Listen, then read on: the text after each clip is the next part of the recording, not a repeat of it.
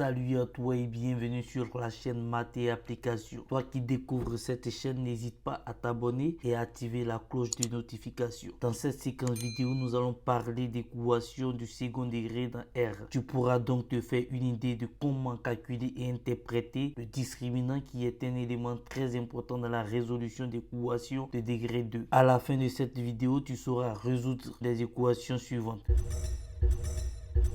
Maintenant que le décor est planté, entrons dans le vif du sujet. On appelle polynôme du second degré toute fonction définie sur R de la forme P de x égale à ax carré plus bx plus c. A, B et C étant des réels avec A différent de 0. Alors, en annulant cette fonction, on obtient une équation du second degré et qui est sous la forme ax carré plus bx plus c égale à 0. A, B et C étant des réels avec A différent de 0. Pour résoudre une équation de degré 2, on a besoin d'un réel défini par delta égale à b carré moins 4ac. Ce réel est appelé discriminant du trinôme du second degré ax carré plus bx plus c. Voyons maintenant ce que c'est qu'une racine, un 0 et une solution. Alors, on appelle racine ou 0 du trinôme ax carré plus bx plus c les solutions de l'équation ax carré plus bx plus c égale à 0. En considérant une fonction polynôme p de x égale à ax carré plus bx plus c, on note que les réels vérifiant l'équation p de x égale à 0 sont appelés solutions de l'équation et en même temps racine ou 0 de la fonction. Donc les termes racine et 0 sont propres à une fonction et le terme solution est propre à une équation. Sinon, c'est le même nombre réel qui est appelé racine et solution. Donc on parle de solution quand on est dans une équation et on parle de 0 ou de racine lorsqu'on parle d'une fonction. Maintenant que nous avons fini les rappels, nous allons passer aux différentes méthodes nous permettant de résoudre les équations des degrés 2. Alors, méthode 1. Pour résoudre une équation du second degré, c'est-à-dire l'équation de la forme ax carré plus bx plus c égale à 0 dans R, je commence par lire les coefficients a, b et c. Après, je calcule le discriminant, c'est-à-dire delta qui est égal à b carré moins 4ac. Ensuite, suivant le signe du discriminant delta, je déduis les solutions de l'équation si elles existent. Donc ici, il faut faire très attention. Il y a des équations qui n'admettent pas de solution. Nous allons voir dans la méthode suivante comment savoir qu'une équation admet une solution ou pas. On y va. Méthode 2. Alors, l'équation ax carré plus bx plus c égale à 0 admet deux solutions x1 et x2 si le discriminant que nous avons vu précédemment est supérieur à 0, c'est-à-dire la valeur du discriminant est positive. Dans ce cas, on a deux solutions, x1 et x2. Et x1 est donné par moins b moins racine de delta sur 2a. Et x2 égale à moins b plus racine de delta divisé par 2a. Ainsi, solution dans R, ce sont les deux valeurs x1 et x2. Ce sont ces deux valeurs-là qui constituent la solution de notre équation lorsque le discriminant est positif. L'équation ax carré plus bx plus c égale à 0 a une solution double lorsque delta égale à 0. Donc, lorsque le discriminant est nul, on obtient une solution qui est appelée solution double. Alors, cette solution est x0 qui est égal à moins b sur 2a. Et donc, l'ensemble des solutions de l'équation, c'est SR, donc solution dans R, égale au singleton x0. Alors, singleton parce qu'il y a un seul élément. Donc, un ensemble contenant un seul élément est appelé singleton en mathématiques. Le troisième cas, l'équation ax carré plus bx plus c égale à 0 n'admet pas de solution réelle lorsque le discriminant est négatif. Donc, si je calcule le discriminant et que la valeur est négative, par exemple moins 2, moins 1, moins 3, ainsi de suite, alors je dis que mon équation n'admet pas de solution. Ainsi, solution dans R égale à l'ensemble vide. Voici comment trouver le nombre de solutions d'une équation en se basant sur le signe du discriminant. On passe à la méthode suivante. Méthode 3. Nous allons ici voir comment interpréter graphiquement la valeur du discriminant. Donc pour ça, on considère toujours une fonction polynôme de degré 2. Et on sait très bien que la courbe représentative d'une fonction polynôme de degré 2 est une parabole. Alors cette parabole coupe l'axe des abscisses en deux points x1, 0 et x2, 0 lorsque le discriminant est positif. Donc lorsque le discriminant est positif, nous avons cette courbe là. Donc elle peut être inversée aussi. Mais on voit que la courbe coupe l'axe des abscisses en deux points. Le premier point, c'est le point de coordonnées x1 x1, 0. Et le second point, c'est le point de coordonnées x2, 0. Donc, lorsque le discriminant est positif, la courbe rencontre l'axe des abscisses en 2 points. Alors, lorsque le discriminant est égal à 0, alors la courbe rencontre l'axe des abscisses en un seul point. Et ce point, c'est le sommet de la parabole. Ainsi, voilà, nous avons notre courbe qui est là. Donc,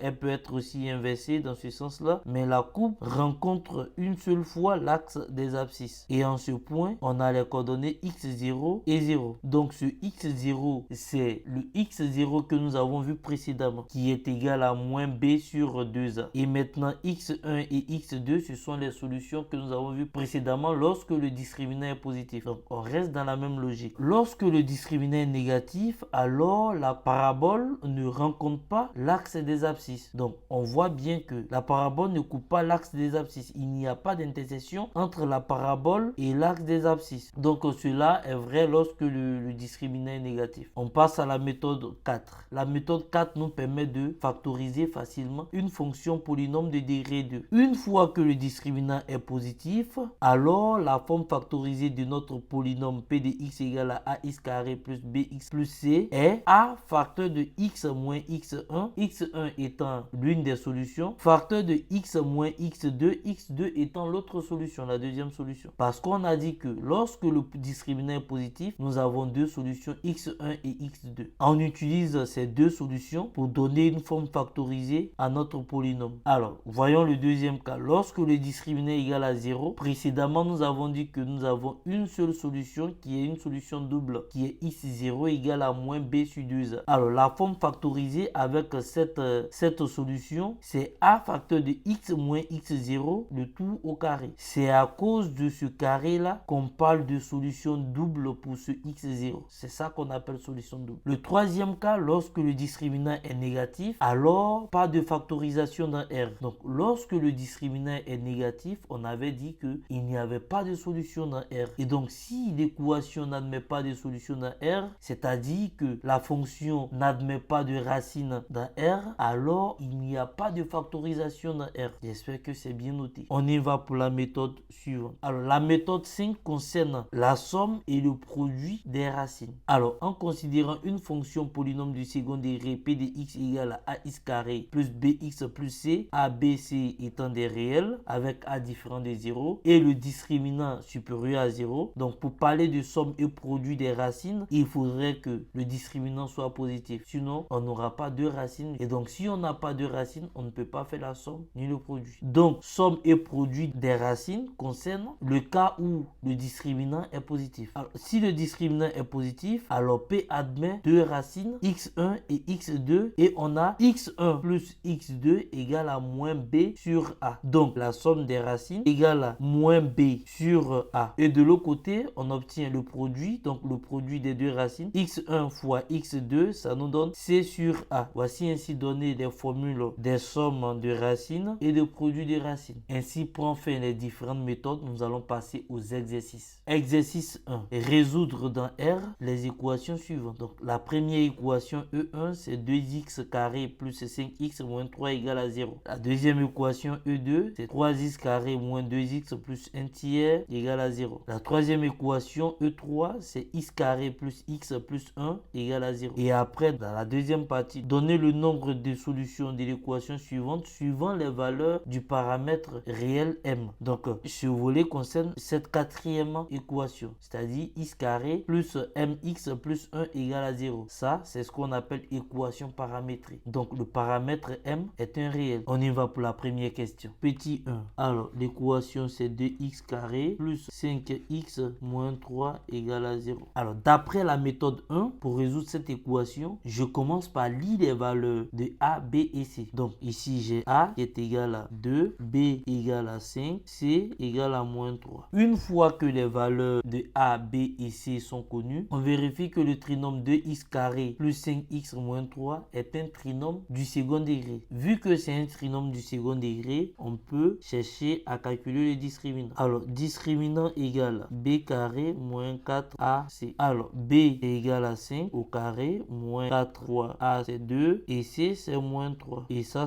fait 25 plus on a moins fois moins donc ça fait plus. 4 fois 2 fois 3 ça fait fait 24. Ainsi, delta égale à 49, ce qui implique que delta est supérieur à 0. Alors, comme delta est supérieur à 0, alors l'équation E1 admet deux solutions. Solution réelle. Nous allons donc calculer ces deux solutions. On a x1 qui est égal à moins b moins racine de delta divisé par 2a. Et x2 égale à moins b plus racine de delta divisé par 2a. On passe à l'application. Donc, on a moins 5 moins racine de 49 divisé par 2 multiplié par 2. Et x2 égale à moins 5 plus racine de 49 divisé par 2 fois 2. Ce qui nous donne moins 5 moins racine de 49, ça fait 7 divisé par 4. Et x2 égale à moins 5 plus 7 divisé par 4. Finalement, on obtient donc x1 égale à moins 12 divisé par 4, ça fait moins 3. x2 égale à, alors 2 divisé par 4, ça fait 1 demi.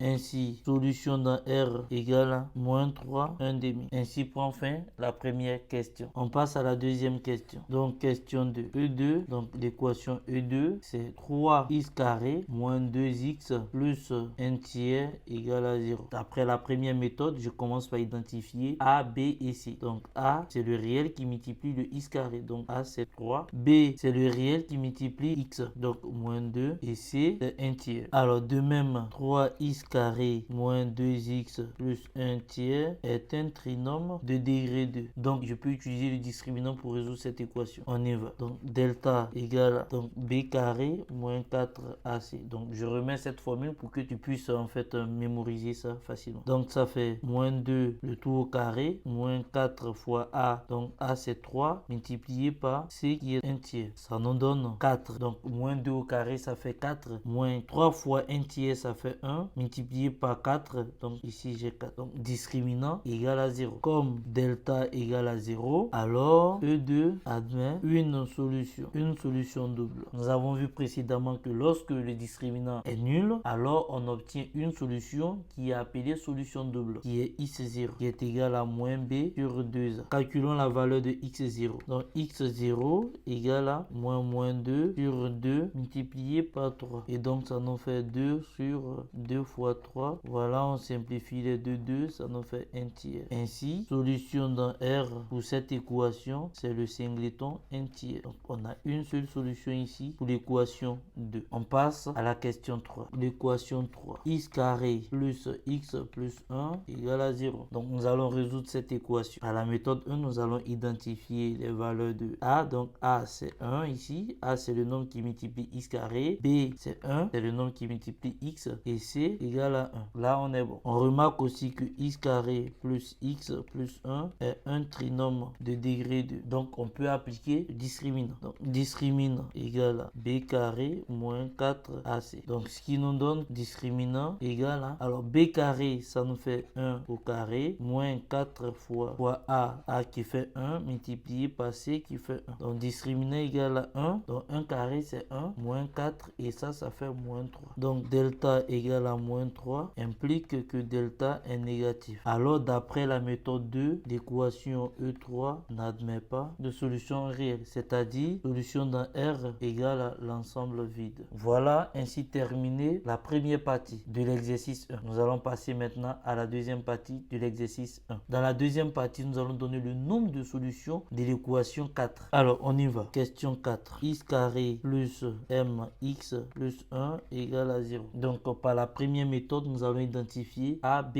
et C. Donc on a A qui est égal à 1, B égale à m et C égale à 1. On remarque aussi que x carré plus mx plus 1 est un trinôme de degré 2. Donc on peut appliquer le discriminant ici. Pour cet exercice, c'est le signe du discriminant qui va nous dire si cette équation admet des solutions ou pas. Calculons le discriminant. Donc delta égale à b carré moins 4ac. Donc ce qui implique que delta égale à m carré moins 4 fois a qui fait 1 fois c qui fait 1. Finalement, le discriminant égale à m carré moins 4. Donc voici ce qu'on obtient comme valeur du discriminant. Alors on voit qu'avec cette écriture, on ne connaît pas le signe du discriminant. Donc on ne peut pas dire que le discriminant est positif ici, négatif ou égal à 0. Donc pour ce faire, nous allons pousser encore le calcul du discriminant, c'est-à-dire que on peut constater que m carré moins 4, c'est en réalité m carré moins 2 au carré. Et ça, c'est une identité remarquable. Donc, ça nous fait m moins 2 facteur de m plus 2. Alors, pourquoi est-ce que je factorise? Alors, je factorise cette expression pour pouvoir en fait trouver le signe du discriminant. Une fois que le discriminant est factorisé de la sorte, je peux maintenant faire un tableau des signes pour trouver le signe du discriminant. Puisque c'est le signe du discriminant que je recherche. On y va. Donc, signe de delta. Donc, pour ce faire, je fais un tableau. Donc, ici, j'ai m. Ici, j'ai moins l'infini. Ici, j'ai plus infini. Ici, j'aurai m moins 2. Et ici, j'ai m plus 2. Et ici, j'ai delta. Donc, ce facteur m moins 2 s'annule en m égale à 2. Et ce facteur m plus 2 s'annule en m égale à moins 2. Donc, en moins 2 ici. Finalement, j'ai ça. Donc, les deux annulent le discriminant. Et donc, ici, j'ai moins,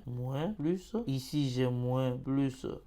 Et là, j'ai donc moins fois moins, ça fait plus. Moins fois plus, ça fait moins. Plus fois plus, ça fait plus. Ainsi, je peux dire que pour m appartenant à l'intervalle moins l'infini, moins 2, union 2 plus infini, delta est supérieur à 0. Donc, pour m appartenant à cet intervalle-là, donc moins l'infini, moins 2, on a discriminant, donc delta qui est positif ici. Et pour m appartenant à 2 plus infini ici, on a le discriminant qui est positif ici. Donc, sur ces deux intervalles, le discriminant, il est positif. D'après la méthode 2, E4 admet deux solutions réelles. Voilà. Une fois que le discriminant est positif, l'équation admet deux solutions réelles. Voyons les autres cas. Donc, pour m appartenant à l'ensemble moins 2, 2, c'est-à-dire que si m égale à moins 2 ou m égale à 2, alors delta égale à 0. Parce qu'on a vu que lorsque m égale à moins 2, on a le discriminant qui vaut 0 ici. Et lorsque m égale à 2, on a le discriminant qui vaut 0 ici. Donc, ce qui se traduit par ce qu'on a écrit ici. Donc, l'équation E4 admet une solution double. Voilà, parce qu'on a vu précédemment que lorsque delta égale à 0, alors l'équation admet une seule solution, mais cette solution est appelée solution double. Donc, c'est ce que j'ai écrit ici. On y va maintenant pour le dernier cas de figure. Donc, pour m appartenant à l'intervalle moins 2, 2, on a vu que pour cet intervalle, le discriminant est négatif ici. Donc, j'ai écrit delta négatif. Donc, E4 n'admet pas de solution réelle. Ainsi prend fin l'exercice 1. On passe à l'exercice 2. Alors, exercice 2. Soit P, la fonction définie sur R par P de x égale à 4x carré plus 4x moins 24. La question A. Combien de racines P admet-elle? Donc, il faut justifier ta réponse. B. Justifier que 2 est une racine de P. On va voir comment on fait ça. C. En utilisant la somme ou le produit des racines, déterminer la valeur de l'autre racine de P. Et enfin, la question D. En déduit la forme factorisée de P. Donc, on y va pour la première question. Donc, je rappelle P de x égale à 4x carré plus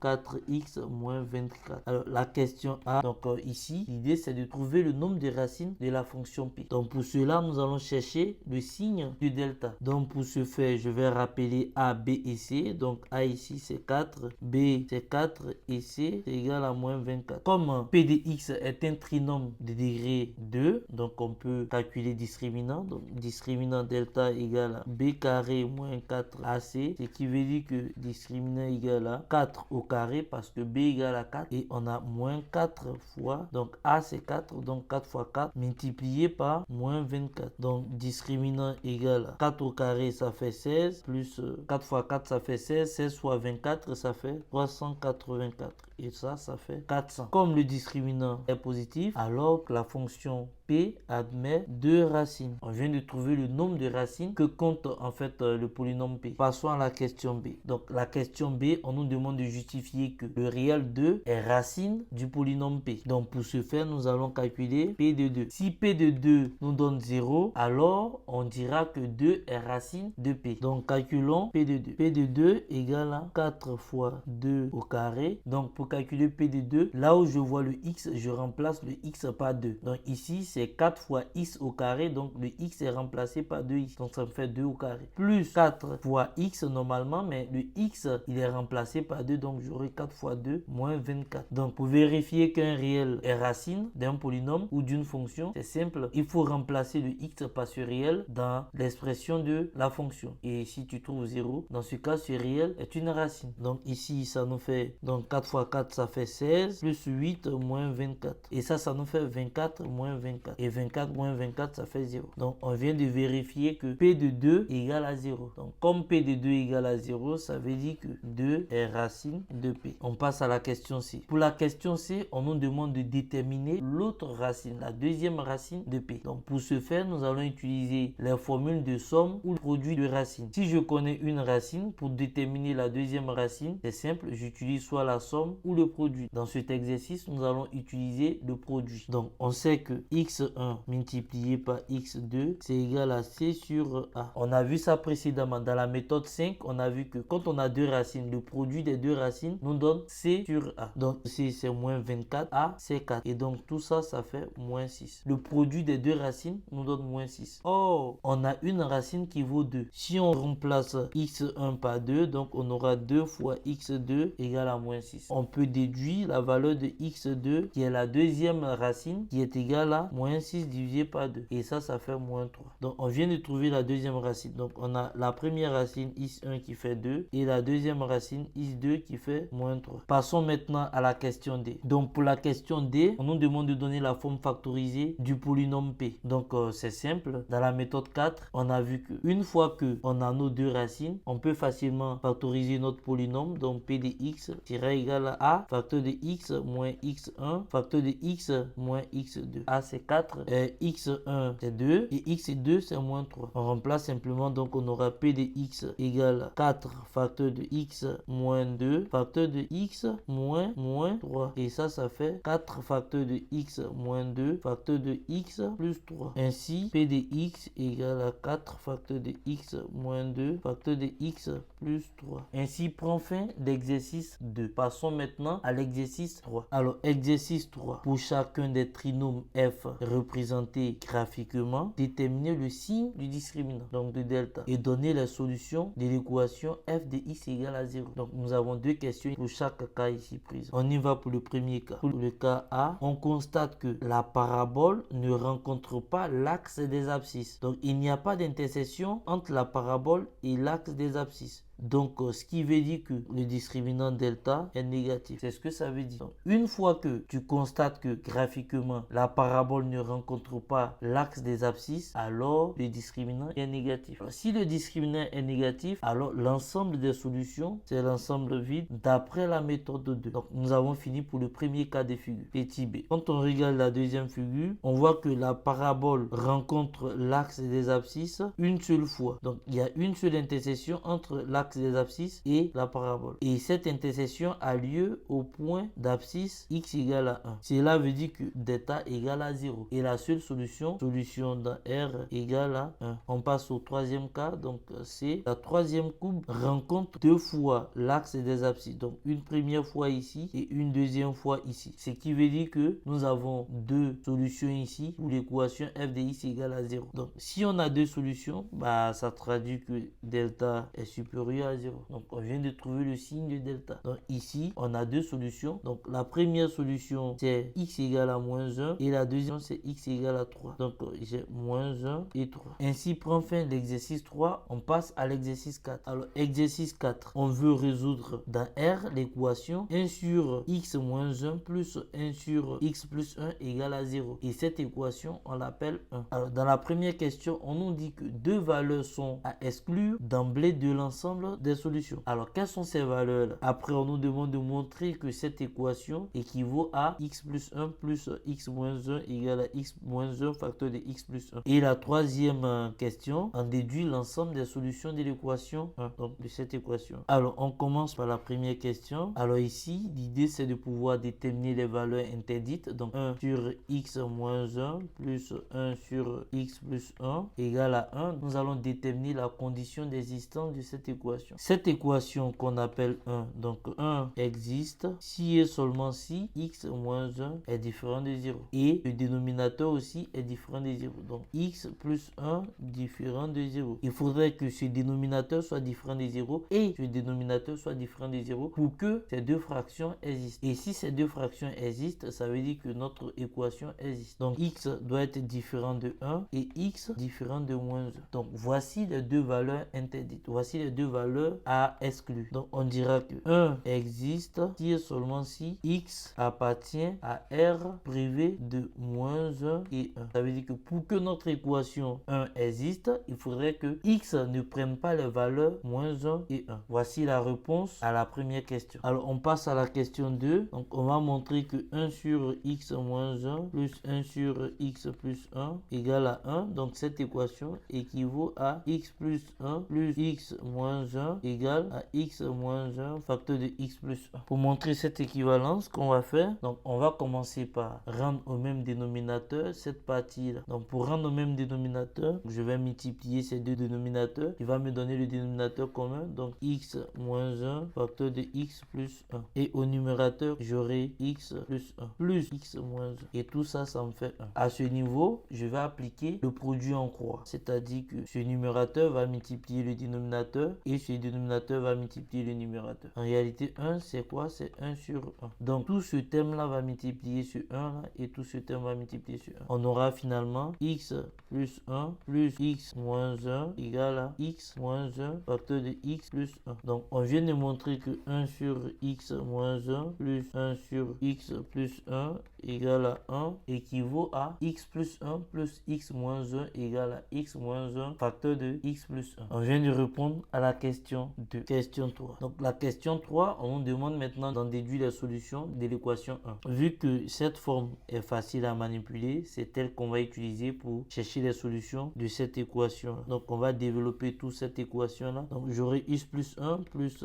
x moins 1. Donc j'enlève simplement les parenthèses ici. Égale à x multiplié par x ici. Donc ça me fait x carré. Je fais x multiplié par 1 ici. Ça me fait plus x. Je fais moins 1 multiplié par x. Ça fait moins x. Et je fais moins 1 multiplié par 1. Ça me fait moins 1. Équivaut à... Donc ici j'ai 1 et moins 1. Donc ça va se simplifier. Et ici j'ai x et moins x. Ça va se simplifier. Donc j'aurai 2x égale à x carré moins 1. Et ça équivaut à dire que donc je vais faire passer 2x de l'autre côté de sorte à avoir 0. Donc j'aurai x carré moins 2x moins 1 égale à 0. Donc j'obtiens ici une équation du second degré. Et je sais résoudre ça grâce au discriminant. Et donc je vais appliquer la méthode 1. J'ai x carré moins 2x moins 1 égale à 0. Et donc pour résoudre ça, je vais déterminer les valeurs de a, b ici. Donc a égale à 1, b égale à moins 2 et c égale à moins 1. Ainsi je peux calculer le discriminant parce que ce trinôme est le degré 2. Donc delta égale à moins 2 au carré moins 4 fois 1 fois moins 1. Et ça fait 4 plus 4, ça fait 8. Donc delta est supérieur à 0, ce qui veut dire que E1 admet deux solutions réelles. On peut maintenant calculer x1 et x2. Donc x1 égale à moins 2. Donc puisque b c'est moins 2, donc moins b ça fait moins 2 moins racine de delta. Donc racine de delta c'est racine de 8 divisé par 2 multiplié par 1. 2 fois 1 puisque la valeur de a c'est 1. Et x2 égale à donc moins 2 plus racine de 8 divisé par 2 fois 1. Donc ça fait 2 moins 2 racine de 2 divisé par 2 fois 1, ça fait 2. Et ici x2 j'aurai 2 plus 2 racine de 2 divisé par 2. Et ça fait 2 facteurs de 1 moins racine de 2 divisé par 2. Et là ça me fait 2 facteurs de 1 plus racine de 2 divisé par 2. J'ai simplement mis 2 en facteur. Et ici aussi j'ai mis 2 en facteur. Donc les deux vont se simplifier. Voilà, les deux vont se simplifier comme ça. Et j'aurai x1 égale à 1 moins racine carrée de 2 et x2 égale à 1 plus racine carrée de 2. Ainsi, solution dans R égale à 1 moins racine carrée de 2, 1 plus racine carrée de 2. Donc voici les solutions pour l'exercice 4. Ainsi prend fin l'exercice 4. Nous passons maintenant à l'exercice 5. Exercice 5. On veut résoudre dans R l'équation de degré 4 suivante. 2x est sous 4 plus x carré moins 3 égale à 0. La première question, on pose grand X égale à x carré. Alors, on nous demande de trouver l'équation en X obtenue en posant grand X égale à x carré. La deuxième question, résoudre l'équation obtenue. Donc, on note X1 et X2, ces solutions. Donc, les solutions de cette nouvelle équation. La question 3, en résolvant x carré égale à x1 et x carré égale à x2, déterminer les solutions de l'équation 1. Donc, on y va pour la première question. Je rappelle l'équation de départ. Alors, en posant grand X égale à x carré, grand X carré, ça fait petit x carré, le tout au carré. Donc, si grand X égale à X carré, alors grand X carré, ça fait X est sous en 4. Donc, l'équation 1 devient 2 grand X carré plus grand X moins 3 égale à 0. Donc, voici la nouvelle équation qu'on obtient. Ainsi prend fin la première question. Dans la deuxième question, on va résoudre cette équation. Donc, 2, on résout l'équation obtenue. Donc, l'équation, c'est 2 grand X carré plus grand X moins 3 égale à 0. J'applique la première méthode, c'est-à-dire que je commence par identifier A, B ici. Donc, A ici égale à 2, B égale à 1 et C égale à moins 3. Une fois que j'ai ça, je me demande est-ce que ce trinôme est un trinôme de degré 2? Oui, c'est un trinôme de degré 2. Donc, je peux calculer le discriminant. En discriminant, ça fait B carré moins 4AC. Delta égale à 1 au carré moins 4 fois 2 fois moins 3. Et donc, delta égale à 1 plus 24. Et ça fait 25. Comme le discriminant est positif, alors l'équation 2x au carré plus x moins 3 égale à 0 admet deux solutions réelles. Grand x1 égale moins 1 moins racine carrée de 25 divisé par 2 fois 2. Et grand x2 vaut moins 1 plus racine carrée de 25 divisé par 2 fois 2. Et ça fait moins 1 moins 5 divisé par 4. Et grand x2 égale à moins 1 plus 5 divisé par 4. Finalement, on obtient une valeur négative de x1. Donc, ça nous fait moins 6 divisé par 4. Ça fait moins 3 demi.